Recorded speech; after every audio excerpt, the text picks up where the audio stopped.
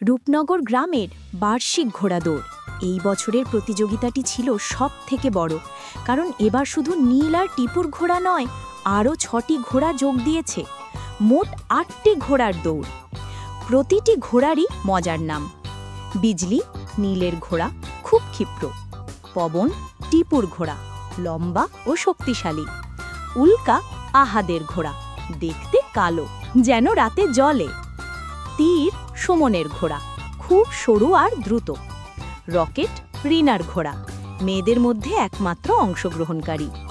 ঝড় কমলের ঘোড়া, দেখতে বিশাল। বাদল কচি ছেলেটার ঘোড়া, খুবই ছোট্ট। ধূমকেতু পাশের গ্রামের চ্যাম্পিয়ন ঘোড়া। মাঠে হাজার হাজার লোক, সবার হাতে পতাকা। ঘোড়া সওয়াররা তাদের ঘোড়াদের পিঠে বসেছে, সবাই খুব গম্ভীর। মোড়ল সাহেব পতাকা নামিয়ে চিৎকার করলেন, শুরু! ঘোড়া সওয়াররা লাগাম টেনে ধরল। মুহূর্তেই মাটি কেঁপে উঠল 8টি ঘোড়ার খুঁড়ের আওয়াজে। ধুম ধুম ধুম। প্রথমে এগিয়ে গেল উল্কা, আহাদের ঘোড়া। উল্কা তার কালো শরীর নিয়ে তীর বেগে ছুটল।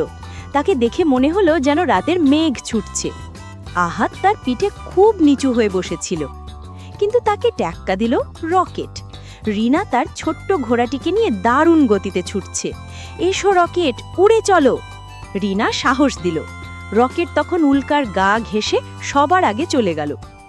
অন্যদিকে আমাদের বিজলি নীলের ঘোড়া একটু পিছিয়ে ছিল।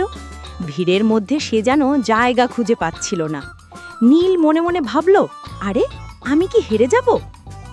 দৌড়ের মাঝপথে লড়াইটা হলো 3 জনের মধ্যে, রকেট, উল্কা আর ধূমকেতু। পাশের গ্রামের চ্যাম্পিয়ন ঘোড়া ধূমকেতু ধীরে ধীরে গতি বাড়ালো। তার বড় শরীর নিয়ে সে যেন মাটি কাঁপিয়ে ছুটছে। রকেট আর উল্কাকে পেছনে ফেলে ধূমকেতু চলে গেল 1 নম্বরে। সবাই চিৎকার করছে, ধূমকেতু ধূমকেতু!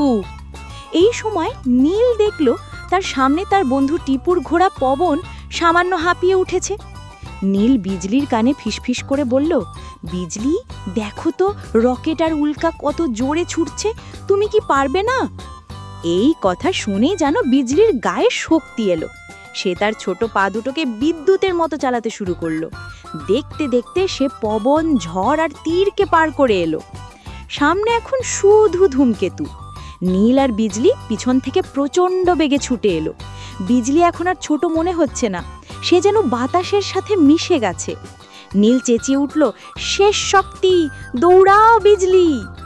বিজলির শরীরের প্রতিটি পেশি যেন জেতার জন্য কাঁপছে। ধূমকেতু তার বিশাল শরীর নিয়ে আগে চলেছে, আর বিজলি এখন তার পাশে এসে পড়েছে, পাশাপাশি। 1 সেকেন্ড, 2 সেকেন্ড, ঠিক শেষ রেখার সামনে এসে বিজলি একটা ছোট লাফ দিল, যেন একটা সাদা আলোর ঝলক। বিজয় রেখা পার। সবাই চুপ, কেউ বুঝতে পারেনি কে জিতেছে। তারপর মোড়ল সাহেব আনন্দে হাত উঁচিয়ে ঘোষণা করলেন, বিজলি বিজয়ী, নীল বিজয়ী! নীল আর বিজলি ক্লান্ত, কিন্তু হাসিতে তাদের চোখ ঝলমল করছে। ধূমকেতু দ্বিতীয় হলো। সবাই দেখল বড় ঘোড়া, ছোট ঘোড়া, শক্তিশালী ঘোড়া, দুর্বল ঘোড়া সবাই একসাথে লড়েছে, কিন্তু শেষ হাসি হাসল ছোট্ট বিজলি। এই গল্পের শিক্ষা হলো, জেতার জন্য শুধু বড় বা শক্তিশালী হলেই হয় না, জেতার জন্য চাই ইচ্ছে শক্তি এবং প্রাণপণ চেষ্টা। Click the subscribe button and subscribe to our YouTube channel. Don't forget to click the bell icon for more videos.